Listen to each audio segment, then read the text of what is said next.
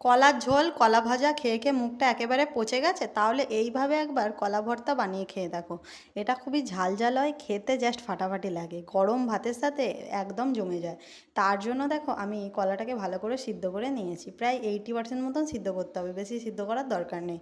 তারপরে এটাকে গ্রেটারের সাহায্যে গ্রেট করে নিয়েছি। অন্যদিকে কড়াইয়ের মধ্যে দিয়ে দিয়েছি একটু জিরে ফোড়ন আর শুকনো লঙ্কা ফোড়ন, একটু আদা কোড়াও দিয়ে দিয়েছি, দিয়ে লঙ্কাগুলোকে তুলে রেখে দিয়েছি।